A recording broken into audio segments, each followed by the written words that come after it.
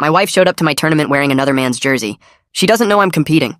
My wife Alyssa always told me that gaming was pathetic, that it was for losers with no future. So for 2 years I've been lying to her, saying I'd been working night shifts at a warehouse when the truth is, I'd been going to a friend's house, training and competing in gaming tournaments. I know how that sounds, but you have to understand, I genuinely thought she'd leave me if she found out.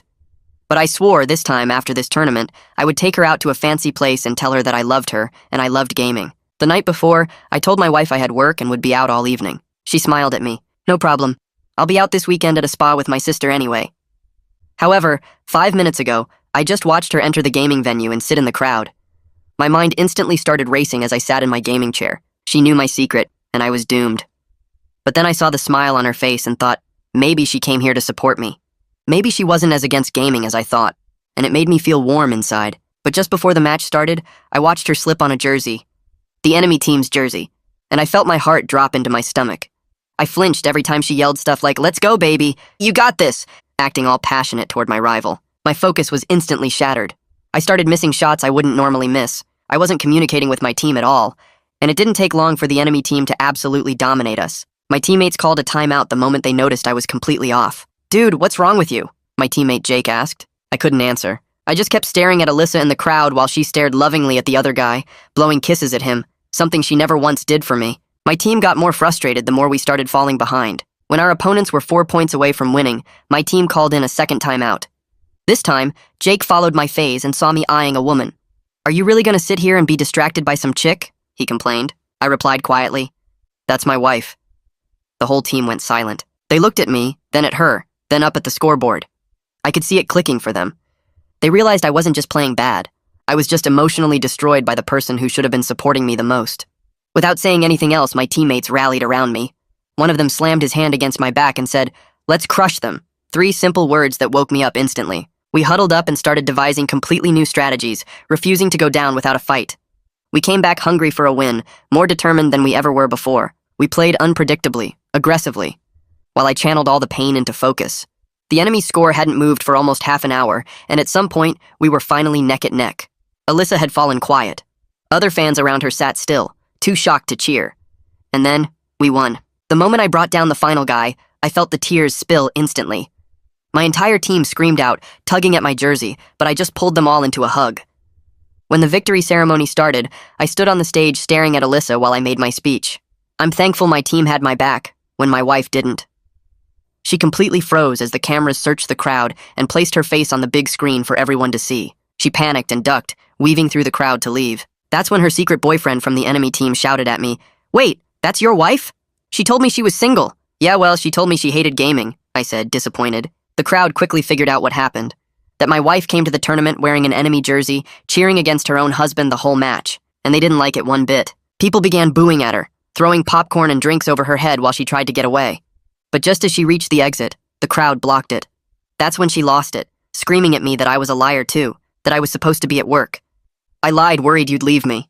You just straight up cheated. What's your excuse? It was only once, she argued. But just as she said that, one guy in the audience stood up looking completely devastated and yelled out, "You said you were dating me too last tournament." Everyone's eyes turned to her to see what she'd say next. She opened her mouth, but nothing came out at first. Her face went from pale to red as hundreds of people stared at her waiting for an explanation. The second guy who claimed she dated him stood there with his arms crossed, looking betrayed and angry. Alyssa finally stammered something about it being a misunderstanding, but her voice was too quiet and shaky for most people to hear. Someone near her yelled for her to speak up. She tried again, louder this time, saying the second guy was just a friend, and he misunderstood their relationship. The crowd didn't buy it. People started shouting questions at her, asking how many guys she was seeing and if she had any shame. I stood frozen on the stage, gripping the trophy so hard my knuckles turned white. My teammates had their hands on my shoulders, trying to keep me steady, as the whole venue watched this nightmare unfold. The big screen still showed Alyssa's face blown up huge for everyone to see. She looked around desperately for an escape route, but the crowd had her boxed in near the exit. Security guards in yellow vests started pushing through the crowd toward her. The venue staff looked stressed and confused about how to handle this situation. My rival from the enemy team stood near his teammates looking shocked and hurt. He kept shaking his head like he couldn't believe what was happening. Jake squeezed my shoulder and leaned close to my ear. He told me we should get off the stage before this got worse. I nodded, but my legs felt heavy and weird. The announcer tried to regain control by thanking everyone for coming and saying the ceremony was over. Nobody paid attention to him. All eyes stayed on Alyssa as security finally reached her and started clearing a path. She ducked her head and let them guide her toward a side exit away from the main doors. The crowd parted reluctantly as security pushed through with Alyssa between them. People kept yelling things at her, but the guards blocked anyone from getting too close. I watched her disappear through a door marked staff only. The moment she was gone, the crowd's attention snapped back to me standing on stage. Phones pointed in my direction now. People started recording videos and taking pictures. The murmurs got louder as everyone processed what they just witnessed. My teammates surrounded me and started moving me toward the backstage area.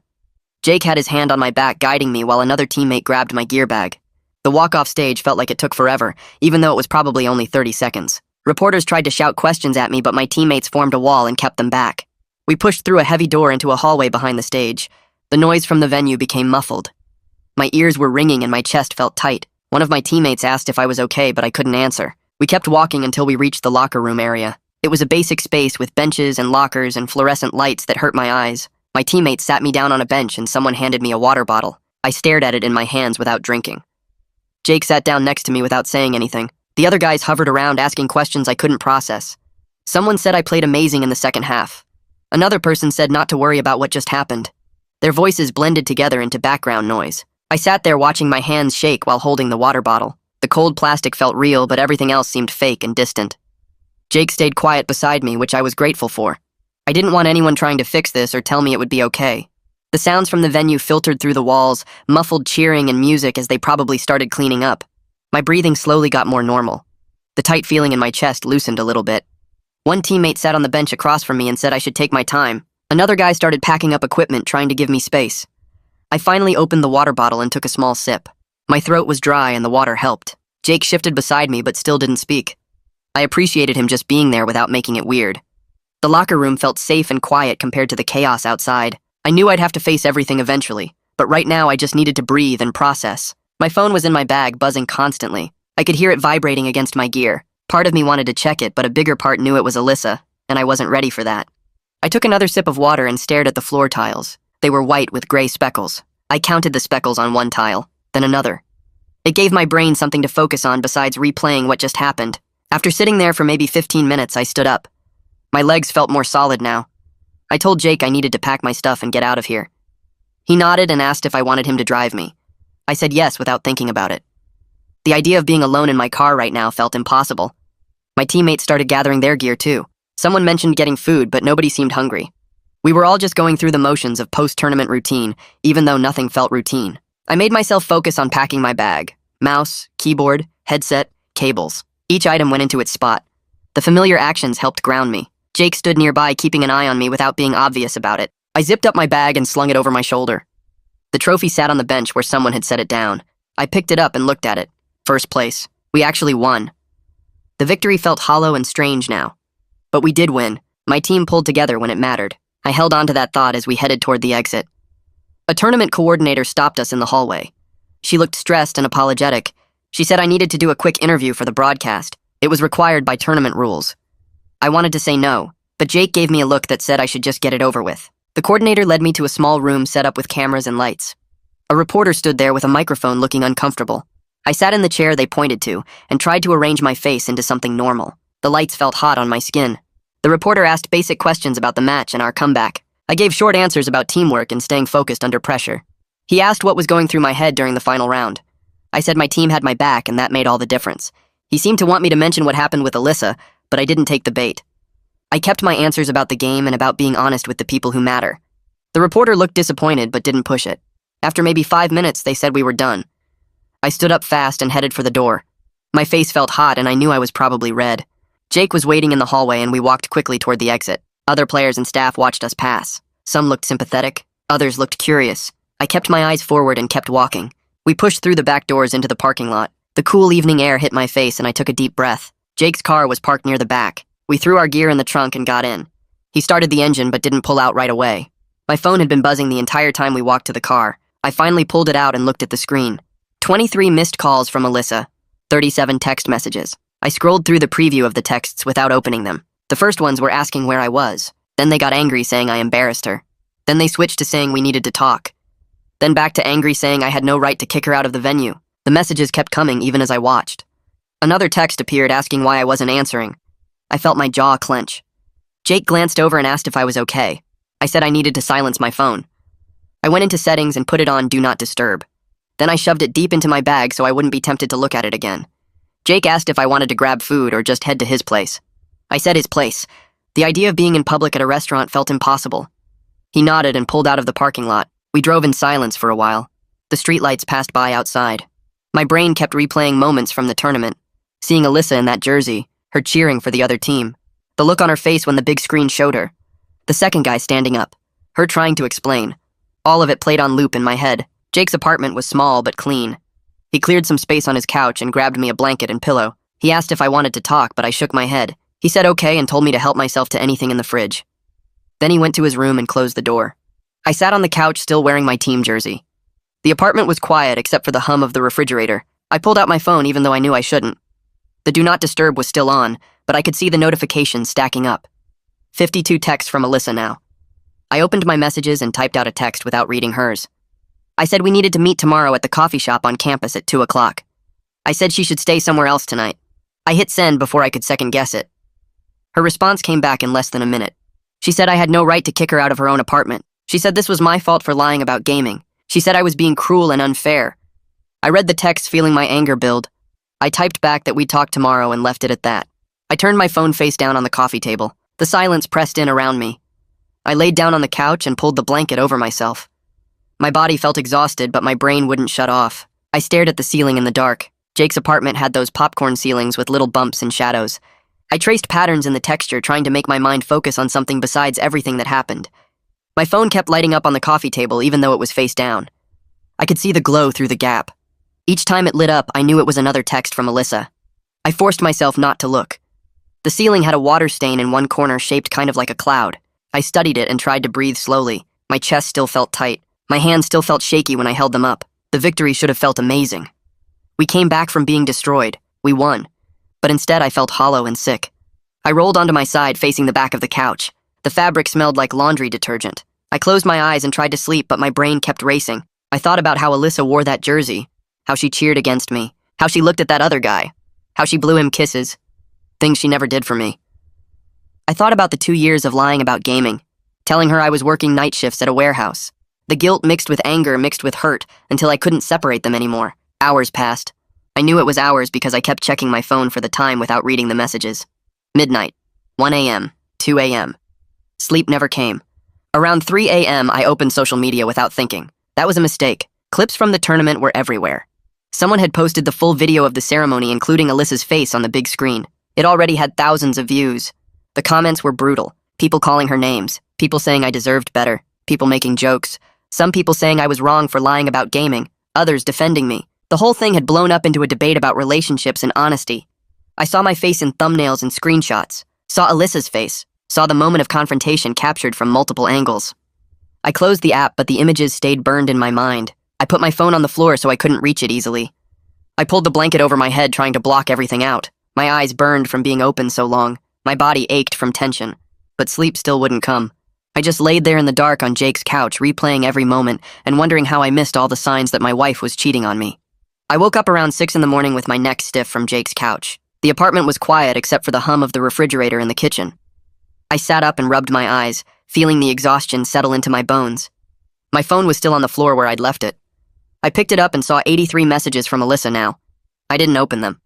I stood up and folded the blanket Jake had given me, setting it on the arm of the couch. My body felt heavy as I moved around the apartment. Jake was still asleep in his room with the door closed. I found my shoes by the door and slipped them on without tying the laces. I grabbed my keys and wallet from the coffee table. The morning air outside was cold and damp. I walked to my car, parked down the street, and got in. The engine started with a rattle that echoed in the empty neighborhood. I drove toward the apartment I shared with Alyssa, knowing she wouldn't be there. She'd texted last night saying she was staying at her sister's place. The drive took 15 minutes through streets that were mostly empty.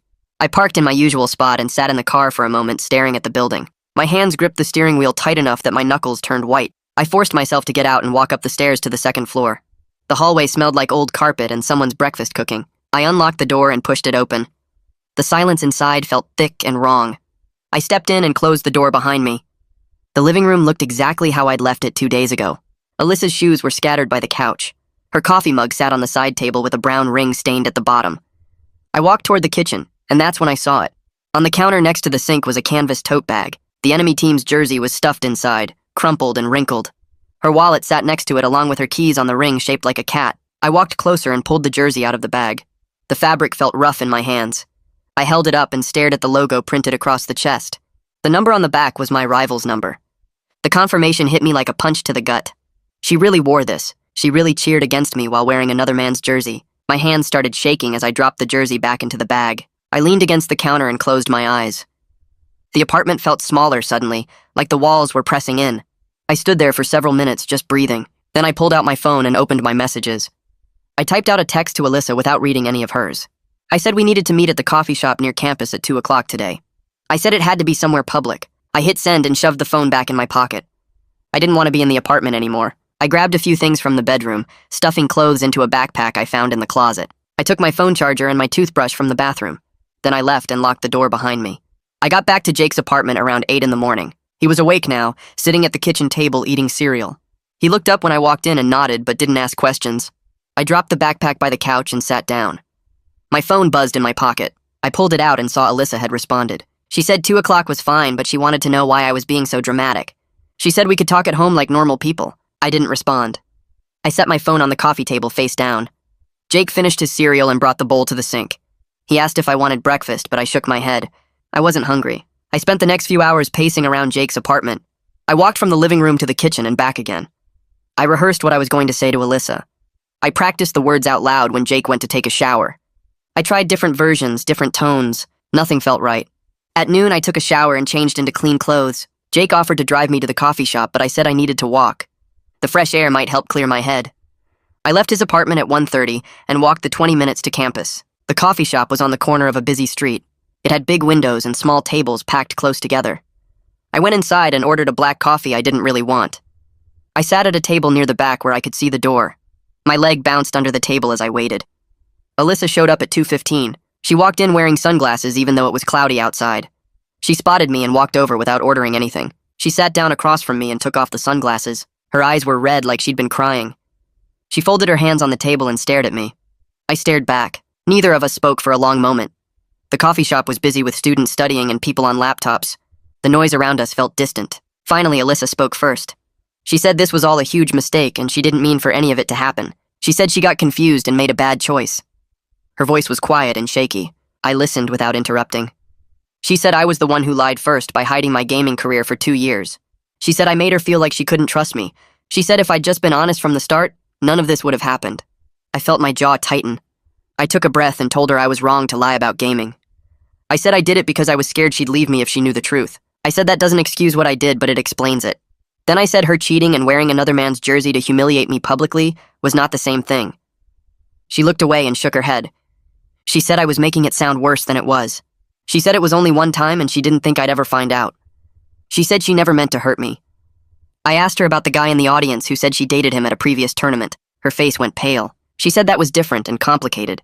She said he was lying to get attention. I didn't believe her. We went in circles for almost an hour. She kept minimizing what she did and turning it back on me. I kept trying to explain the difference between my lie and her betrayal. Nothing was getting through.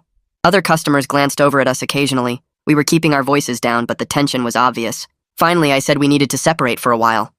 She asked what that meant. I said it meant I needed space to figure out what I wanted. I said I couldn't just pretend this didn't happen. She started crying then. She said I was abandoning her and being cruel. She said I was throwing away our marriage over one mistake. I felt something cold settle in my chest. I told her I'd come by the apartment tomorrow to get more of my things. I said she could stay there and I'd figure out somewhere else to live. She asked where I was going to go.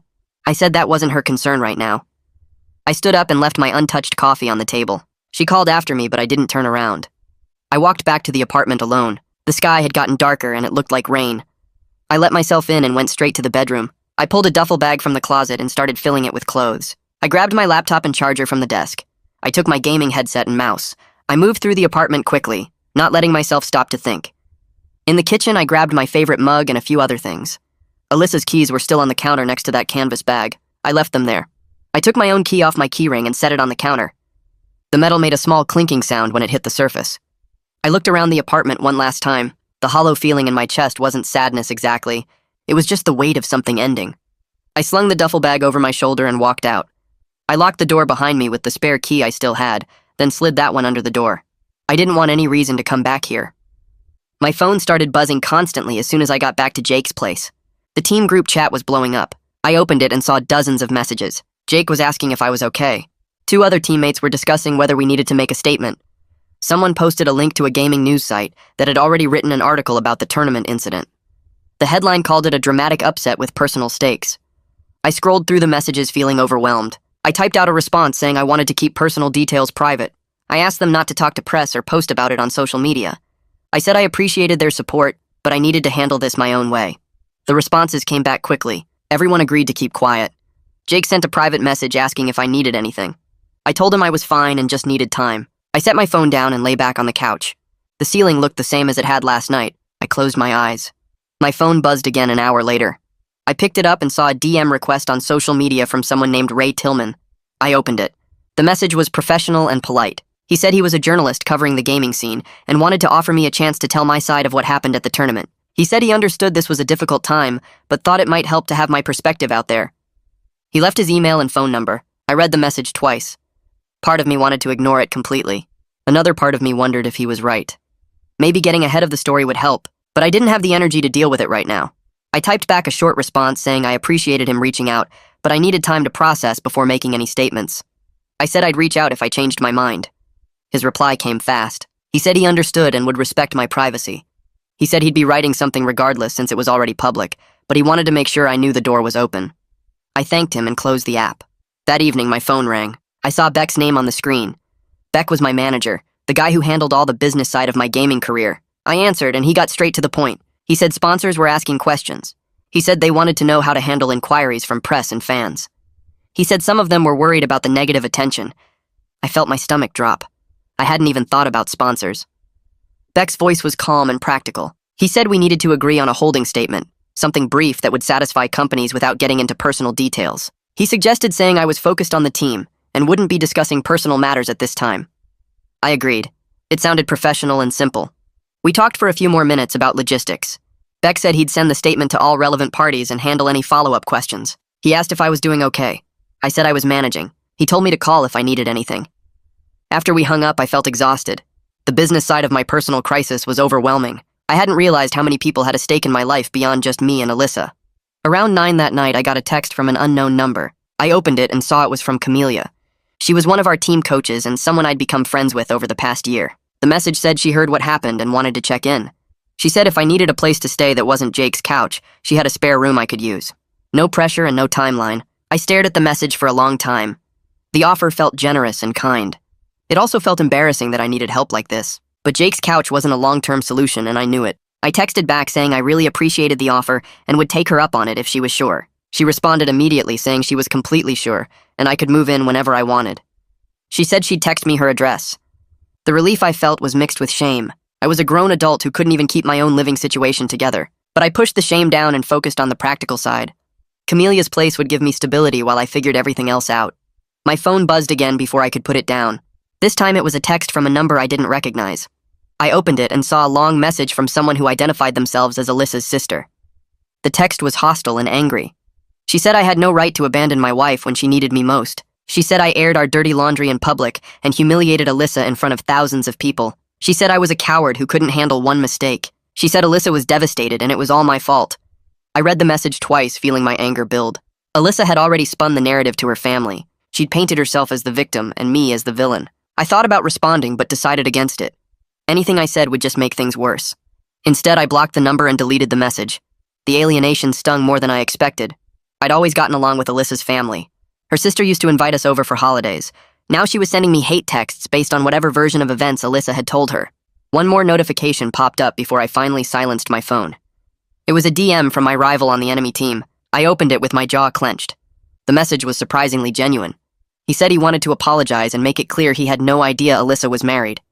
He said she told him she was single and really into gaming. He said he felt terrible about the whole situation and understood if I hated him. He said he just wanted me to know he'd been deceived too.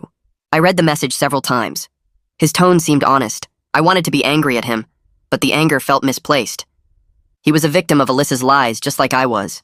But I also couldn't bring myself to respond right away. The whole thing was too complicated and raw. I closed the app without replying and finally turned my phone completely off. I lay back on Jake's couch and pulled the blanket over myself. My mind was still racing, but at least the constant notifications had stopped. The next morning, I woke up early and searched for walk-in clinics nearby. I found one that opened at 8 and offered STD testing without appointments. The drive over felt strange, like I was moving through someone else's life. I parked in the small lot and walked through the front doors into a waiting room with beige walls and outdated magazines. The receptionist handed me a clipboard with forms asking about sexual history and symptoms. I filled everything out mechanically, checking boxes and writing dates. When I handed the forms back, she told me to wait and someone would call me soon. I sat in a plastic chair next to an older guy reading a newspaper and a young woman scrolling her phone. Nobody made eye contact.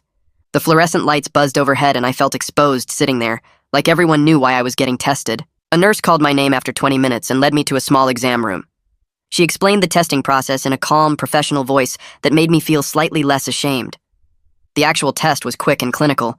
She told me results would take 3 to 5 business days and they'd call with the outcome. I thanked her and left, walking back to my car with this weird, empty feeling. The responsible thing was done, but now I had to wait and wonder. Our first scrim since the tournament started at 2 that afternoon.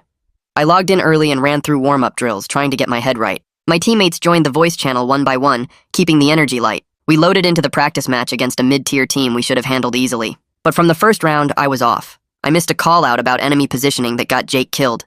2 rounds later, I positioned myself too aggressively and got picked off early, leaving my team in a bad situation. My aim felt shaky, and my decision-making was slow, like I was playing through fog. Jake covered for me initially, making calls I should have made.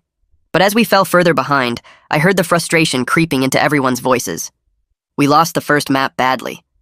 During the break between maps, nobody said anything directly to me, but the silence felt heavy. I apologized for my poor play and promised to focus better. The second map went slightly better, but we still lost. After the scrim ended, I sat staring at my screen feeling that old self-doubt crawl back in. Maybe I couldn't handle pressure. Maybe the tournament win was just luck. Maybe I was going to let my team down when it actually mattered. Camellia messaged me privately asking to talk after everyone else logged off. I stayed in the voice channel while my teammates dropped out one by one. When it was just us, she got straight to the point. She said my performance today was concerning, and we needed to address what was happening. I admitted I was struggling to focus with everything going on. She listened without interrupting, then told me I needed to set clear boundaries around my personal situation. She said the team needed me functional, and that meant taking active steps to manage the chaos. We talked about developing a proper PR plan so I wasn't constantly reacting to online drama. She suggested limiting social media, establishing no contact periods with Alyssa, and being more structured about separating team time from personal problems. Her tone was direct but not mean. She acknowledged this was genuinely hard, but made it clear I couldn't keep playing like I did today. The combination of accountability and support helped me feel less like I was drowning. She said she believed in me, but I had to do the work to get my head straight.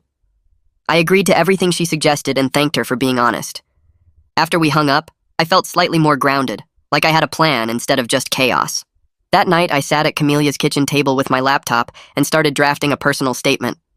I wanted to own my mistake of lying to Alyssa about gaming without trashing her publicly. The first version was too emotional, full of hurt and anger bleeding through every sentence. I deleted it and started over, focusing on accountability.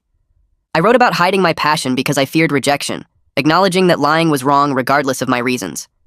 I mentioned that relationships require honesty even when the truth is scary. I kept Alyssa's actions vague, not detailing the cheating or public humiliation. The statement was 3 paragraphs, trying to strike a balance between taking responsibility and not completely throwing myself under the bus. I sent it to Beck around midnight asking him to edit it. He responded within an hour with a cleaner, more professional version. He'd removed the parts where my pain was too obvious and tightened the language. Reading his edits, I realized how much my hurt had been showing through. The final version felt measured and mature, even if it didn't capture everything I was feeling. Beck said it was good to post whenever I was ready. I published the statement the next morning on my social media accounts. Within minutes, responses started flooding in. Some people were supportive, saying everyone makes mistakes and appreciating my honesty. Others criticized me for lying in the first place, saying I had no right to complain about consequences. A few people defended Alyssa, suggesting I must have done something to drive her away. I read the first dozen comments, then forced myself to close the apps. I knew scrolling through responses would only make me feel worse, picking apart every criticism and questioning every word I'd written. The vulnerability hangover hit hard as I second-guessed the entire statement. Maybe I'd said too much. Maybe I hadn't said enough. Maybe I should have just stayed silent. Beck texted saying the statement was getting good traction, and most responses were reasonable. I thanked him but didn't open social media again. The exposure of putting my personal business out there felt raw and uncomfortable. Later that afternoon, Alyssa posted a vague story on her social media. I saw it because someone screenshot it and sent it to Jake, who showed me. Her post implied we both lied and hurt each other equally, painting the situation as mutual mistakes rather than her cheating. She didn't mention specifics, but the tone suggested I was just as guilty as she was. Her friends immediately filled the comments with supportive messages that subtly bashed me. They called her strong and brave, said she deserved better, implied I was controlling or neglectful. I felt irritation rise as I read through the comments. The narrative she was building completely ignored what actually happened, but I resisted the urge to retaliate or correct the record publicly. Getting into a social media war would only make everything worse. I handed Jake's phone back and told him I wasn't engaging with it. He nodded approval, saying that was the smart move. Still, it bothered me that she was rewriting history, and people were believing her version. The next day, our landlord sent an email asking about the lease. She wanted to know if we were both staying or if someone was moving out, since the lease was up for renewal in 2 months. The email was polite but practical, asking us to let her know our plans so she could prepare accordingly. Reading it made the administrative reality of separation hit me. We had to figure out deposits, utilities, who was taking what furniture, all the boring logistics of untangling a shared life. I forwarded the email to Alyssa with a brief message saying I'd already moved out and asking her to handle the lease situation. I suggested she could keep the apartment if she wanted, or we could both leave and let the landlord find new tenants. I kept the tone neutral and businesslike, not wanting to start another fight. She didn't respond immediately, which was probably for the best. 2 days later, I returned to the apartment with Jake to grab more of my belongings. I'd texted Alyssa beforehand saying I was coming and asking her not to be there. She didn't reply, but her car wasn't in the parking lot when we arrived. I unlocked the door and walked into what used to be my home. The apartment looked different somehow, like Alyssa had been stress living in chaos. Her stuff was scattered everywhere, dishes piled in the sink, clothes draped over furniture, empty takeout containers on the coffee table. Jake stayed near the door while I moved through the rooms, packing things into boxes. I grabbed my gaming equipment first, carefully wrapping monitors and organizing cables. Then I packed clothes, books, random personal items that were mine. The quiet grief of boxing up pieces of my life settled over me as I worked. Each item I packed felt like acknowledging the relationship was really over. Jake helped me carry boxes to his car without saying much. We made 3 trips total. When the car was loaded, I took one last look around the apartment, then locked the door and left the key on the kitchen counter. That evening, I scheduled an intake appointment with Justina Ellis, a therapist the team program covered for player mental health. The first available slot was 3 days out. When the appointment arrived, I drove to her office in a professional building downtown. The waiting room had comfortable chairs and calm artwork on the walls. Justina came out to greet me right on time. She was probably in her 40s with an easy manner that put me slightly at ease. We sat in her office and she asked me to explain what brought me in. I told her the whole story, starting with lying about gaming and ending with the tournament disaster. She listened carefully, taking occasional notes but mostly just paying attention. When I finished, I admitted I didn't know how to process any of this. She nodded and said that was completely normal given what I'd been through.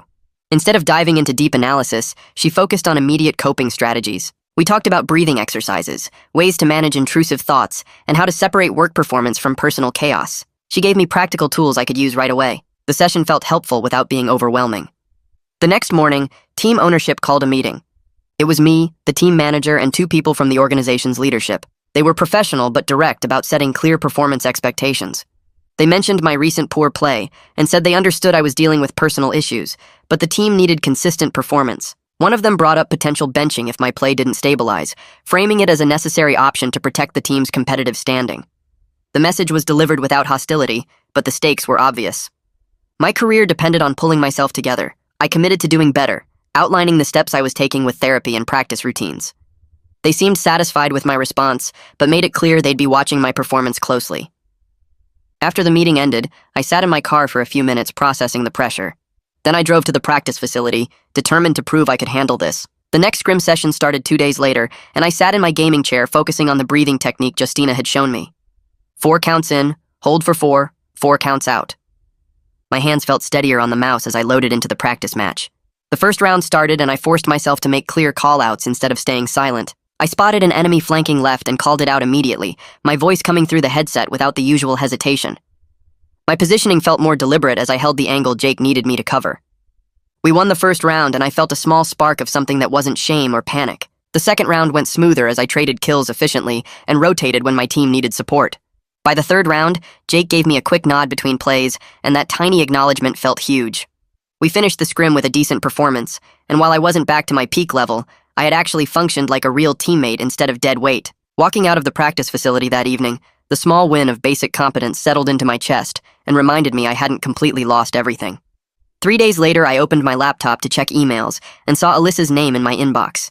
The subject line read, "Financial issue," and my stomach tightened before I even clicked it. She wrote that she needed money for a spa deposit she claimed she'd made months ago, saying the place was demanding payment or they'd cancel her membership. The amount was $600. I stared at the dates she mentioned and pulled up my calendar to cross-reference when she said she'd booked it. The timeline felt wrong because that would have been right around when we went to that tournament where the guy in the audience said she'd dated him. Suspicion crawled up my spine as I wondered if this was another lie or some kind of manipulation to get money from me. I closed the laptop without responding, needing time to think through how to handle our tangled finances. The email sat unanswered in my inbox while I paced around Camelia's spare room, trying to decide if I was being paranoid or if my gut was right about something being off. The next morning, I replied to Alyssa asking for receipts or some kind of confirmation from the spa, showing she'd actually made the deposit months ago. I kept the email short and factual, just requesting documentation before sending money. Her response came back within an hour, and the tone was completely different from her original message. She accused me of abandoning her financially and being controlling about money that was technically ours. The anger in her words felt way too big for a simple request for proof, and that reaction made me more certain something didn't add up about her story. I read through her email twice, noting how she'd pivoted from asking nicely to attacking me for not immediately sending cash. The pattern reminded me of other times she'd gotten defensive when caught in small lies, and I saved both emails to a folder on my desktop. I didn't respond to her second message, letting the silence sit between us while I focused on separating our finances properly instead of getting pulled into another fight. 2 days after that email exchange, Ray's article went live on a gaming news site I checked regularly. The headline read, "When Passion and Partnership Collide, a Case Study in Gaming Careers," and I clicked through with my jaw tight. He'd written a balanced piece about how gaming careers create relationship strain, using our situation as an example without naming either of us directly. The article acknowledged that hiding a career was a breach of trust, but also explored how dismissive attitudes toward gaming push people into secrecy. Ray included quotes from relationship experts and other pro gamers about navigating partner expectations. Reading it made me feel exposed and uncomfortable seeing our private mess turned into a public example, but I had to admit he didn't sensationalize it or paint either of us as a villain. The comment section filled with people debating who was more wrong and sharing their own stories about hiding hobbies from judgmental partners. I closed the tab feeling uneasy about being a case study, but appreciating that Ray had kept his word about fairness. That same evening, a notification popped up on my phone from a username I didn't recognize. The message started with, "Hey, I'm the guy from the tournament who said your wife dated me," and my finger hovered over the delete button. But curiosity won, and I opened the full message to see he'd attached screenshots of conversations between him and Alyssa from 3 months ago. I scrolled through the images, seeing her tell him she was single and worked in marketing, asking about his gaming schedule and which tournaments he'd be attending. The next screenshots showed similar conversations with 2 other players from different teams, all within a 6-month period.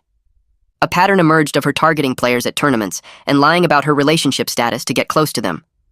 One conversation had her asking a player what hotel he was staying at during an event, the flirtation obvious even through text. The clarity hit me hard because seeing the evidence laid out showed this wasn't about my failures or her feeling neglected. This was calculated behavior that had nothing to do with our problems and everything to do with her own choices. I sat on Camelia's couch staring at the screenshots until my eyes burned, processing the painful truth that I'd been blaming myself for something that was never really about me. I spent the next hour staring at those screenshots and considering whether to post them publicly or send them to people who'd been defending Alyssa online.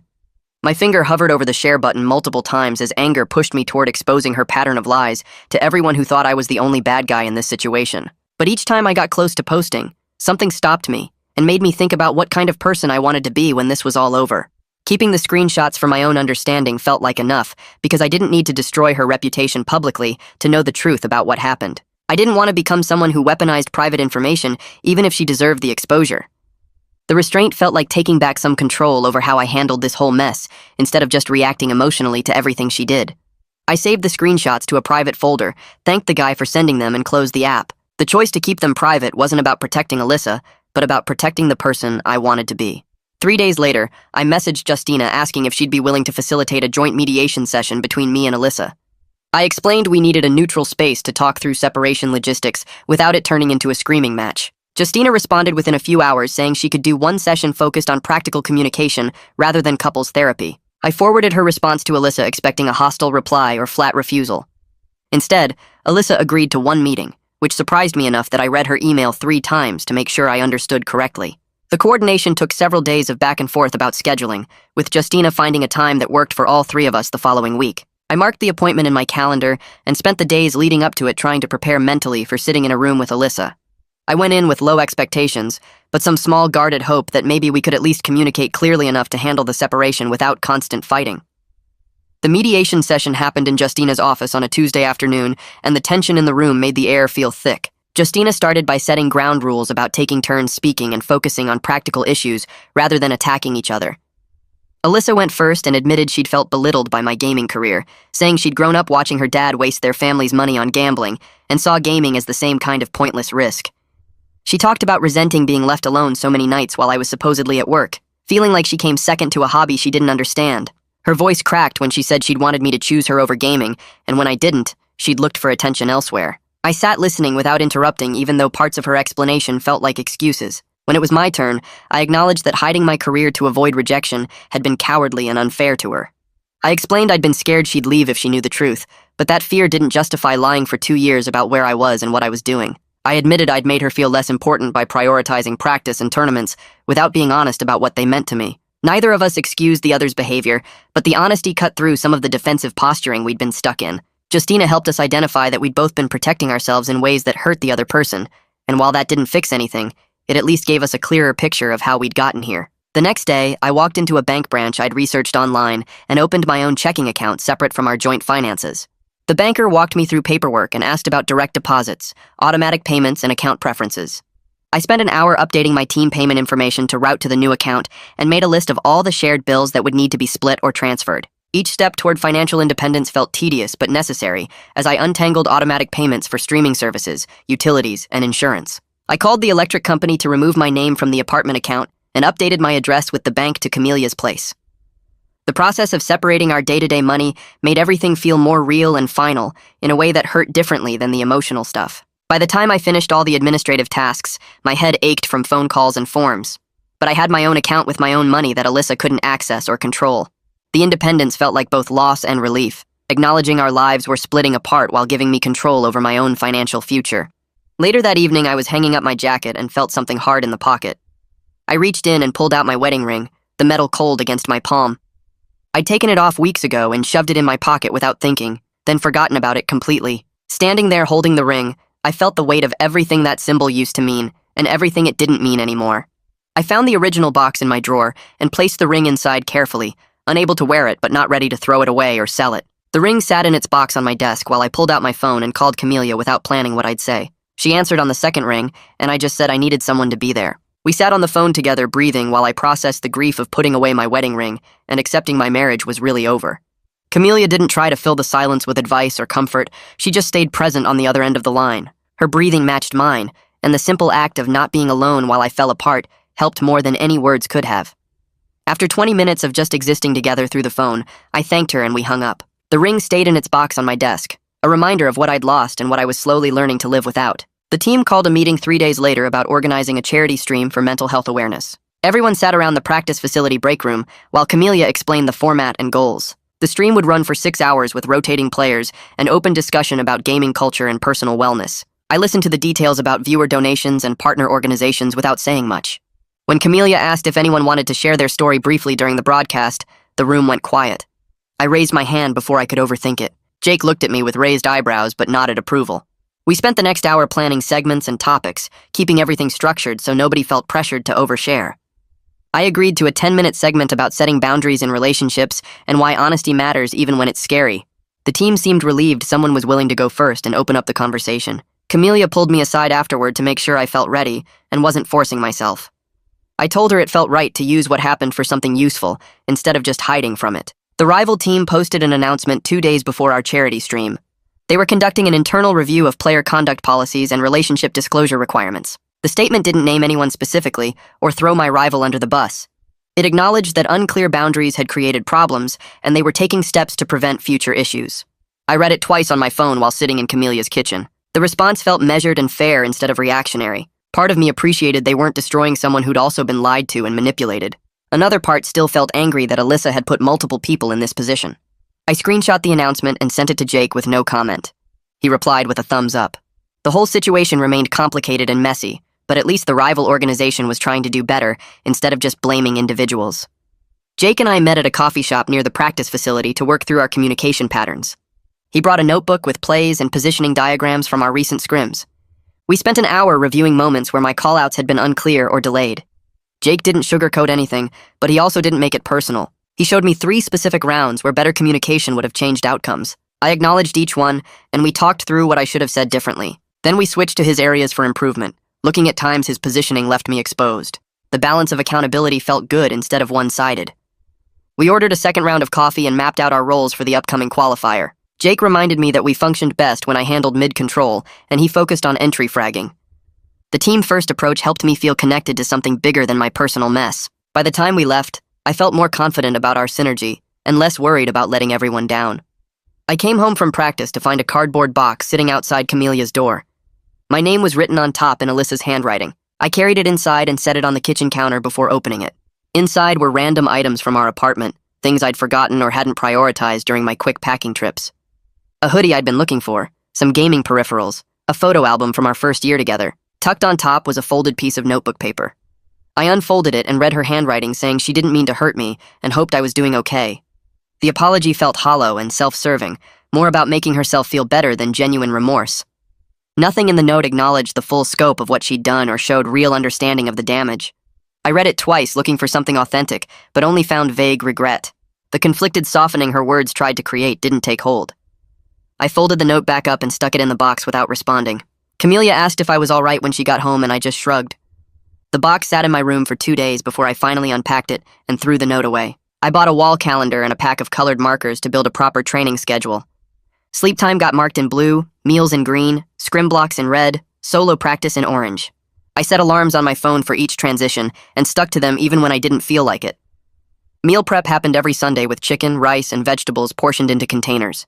My sleep schedule shifted to consistent 8-hour blocks instead of the chaotic pattern I'd been running. The discipline felt good after weeks of emotional chaos. Having control over something tangible made me feel less powerless about everything else. My gameplay started showing real improvement as the routine took hold. Shots landed more consistently, positioning felt more natural, callouts came faster. Jake noticed during scrims and mentioned my timing was getting sharp again.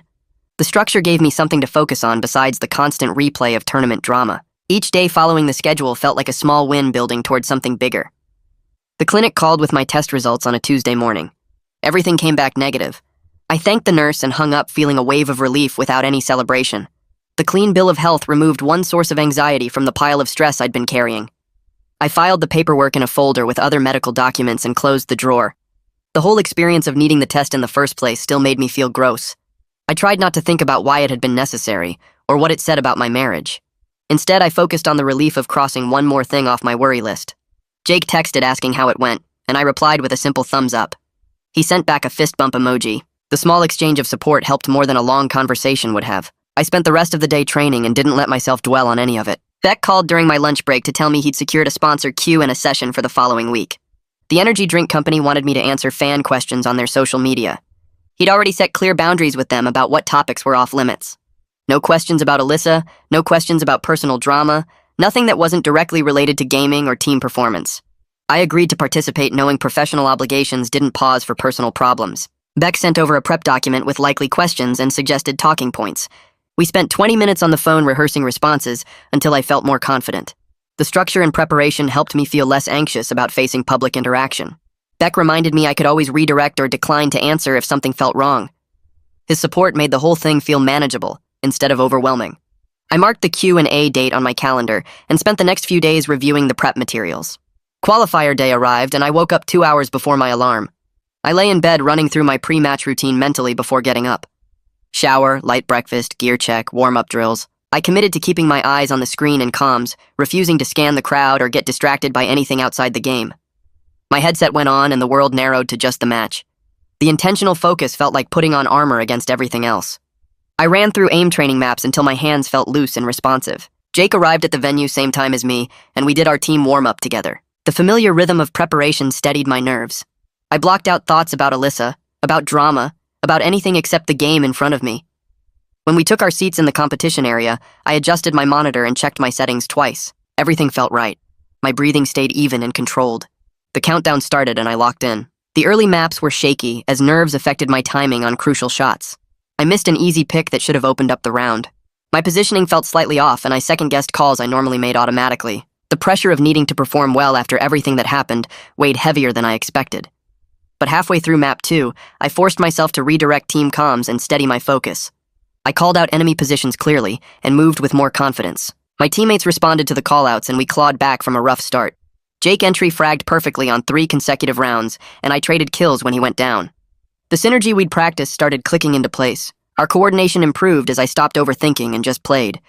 By map 3, we'd found our rhythm, and the match felt competitive again. The resilience under strain felt like proof I could handle adversity and come back stronger. We lost the qualifier 2-3 in a series that could have gone either way. The final round came down to a 1 versus 2 situation that we couldn't quite close out. I pulled off my headset and sat back in my chair, feeling the disappointment settle in my chest. The loss was real and it hurt. But I'd given everything I had and played with focus despite the pressure. I stood up and walked over to shake my rival's hand after the match. He looked surprised but accepted it with genuine respect. No hard feelings about the competition itself, just 2 players who'd battled hard. My team gathered for a quick debrief and nobody blamed me or made excuses. We acknowledged what went wrong and what we'd do better next time. I handled the disappointment with composure, knowing this was just one tournament in a longer journey. The ability to lose without falling apart felt like its own kind of victory.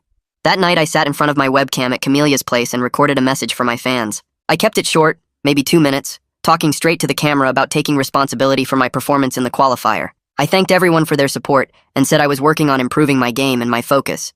No excuses about personal stuff, just honest acknowledgement that I could do better. Posting it felt scary but necessary, like admitting my mistakes publicly, instead of hiding behind drama. The comments came in fast, mostly positive, people saying they respected the honesty. I closed the laptop before I could read too many and second-guess myself. The next morning, Ray Tillman sent another message asking if I'd do a follow-up interview. I stared at the request for a while before typing back that I'd agree, but Alyssa and relationship details were completely off limits. He responded within minutes saying he respected that and wanted to focus on gaming culture and personal growth anyway. We scheduled a call for that afternoon, and I spent an hour beforehand going over what I wanted to say. The actual interview went better than expected. Ray asked thoughtful questions about balancing career pressure with mental health, about the gaming community's reaction to personal drama, about what I'd learned. I kept my answers grounded and forward-looking, refusing to trash anyone or play victim. The control over my own narrative felt powerful, like I was finally steering my story instead of just reacting to it. When we finished, Ray thanked me and said the piece would run in a few days. I hung up feeling lighter, like I'd handled something professionally instead of letting it handle me. 2 days later, Beck called with news about a contract extension. The team wanted to keep me, but with a performance clause tied to results over the next 3 months. I met with ownership that afternoon, and they laid it out clearly, showing me the numbers I needed to hit and the benchmarks they expected. The conditional nature stung a little, but I understood it. They were taking a risk keeping me after everything that happened. I signed the paperwork right there, shaking hands with the team manager who told me they believed I could bounce back. Walking out of that office, I felt motivated instead of pressured, like I had something concrete to work toward. That same week, I contacted the lawyer Beck recommended and set up a meeting about legal separation. The office was small and plain, just a desk and some filing cabinets. The lawyer walked me through the process, explaining it would be straightforward since Alyssa and I had no kids and no major shared assets. I filled out forms listing our apartment lease and basic belongings, keeping my answers factual and unemotional. He drafted a polite notice to send Alyssa without any accusations, just clean legal language about separating our lives. Signing those papers felt heavier than the contract extension, more final somehow. But it also felt necessary, like closing a door that needed to stay closed. The lawyer said he'd handle sending everything to Alyssa, and I left his office with copies of the paperwork in my bag. I spent the next few days apartment hunting online, scrolling through listings during breaks from practice. Most places were too expensive or too far from the team facility. Finally, I found a modest studio within my budget, small but clean with decent internet and space for my gaming setup. I met the landlord there on a Saturday morning and walked through the empty rooms, calculating costs in my head. Rent, utilities, groceries, transportation. It would be tight but manageable if I was careful. The landlord seemed decent, not asking too many questions about why I was moving. I filled out the application right there and paid the deposit with money I'd been saving from tournament winnings. Getting the approval email 2 days later made it real. I had my own place, small and bare but mine. Looking at photos of the empty studio on my phone, I felt something like hope mixed with anxiety about making it work. Camelia offered to help me move in the following weekend, showing up with her truck and a toolkit. We spent the afternoon hauling boxes and assembling furniture I'd ordered cheap online. She helped me set up a practice area by the window and a sleeping space in the corner, making suggestions about routines and boundaries without being pushy. We talked about keeping practice time separate from streaming time, about building in breaks and meal prep. Her supported independence gave me confidence that I could actually maintain this setup long term. When we finished, she ordered pizza, and we ate sitting on my floor, the space feeling less empty with another person there. After she left, I sat alone in my studio and felt the quiet settle around me. Strange, but not bad. My next therapy session with Justina came a few days later. We talked about my pattern of lying to Alyssa to keep her love versus choosing honesty, even if it meant losing someone. Justina reframed it as choosing authenticity over security, asking me what kind of relationships I wanted to build going forward. The insight didn't fix everything or give me easy answers, but it shifted how I thought about being real with people. I left that session with more questions than answers, wondering if I'd ever be brave enough to just be myself from the start. Somehow that uncertainty felt right, like growth instead of resolution. That evening, Alyssa texted asking if I'd consider couples counseling to work things out. I stared at the message for a long time before typing back that I was keeping the legal separation moving forward. I tried to make my response firm but not cruel, acknowledging we both had work to do separately before we could even think about together. Her reply came fast, angry emojis and accusations that I was giving up too easily. I didn't engage further, just put my phone down and focused on other things.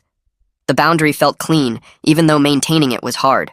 A few days later, I packed up a box of Alyssa's keepsakes I'd found in my stuff, things like photos and jewelry she'd left behind. I included a note owning my part in our problems, apologizing for the lying while also requesting 90 days of no contact so we could both heal. The gesture wasn't about reconciliation, just clean closure. I drove to our old apartment and left the box by her door without knocking, texting her that it was there.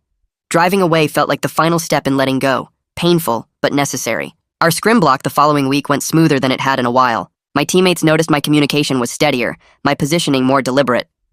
Jake gave me a nod after one particularly good round and said my callouts were on point.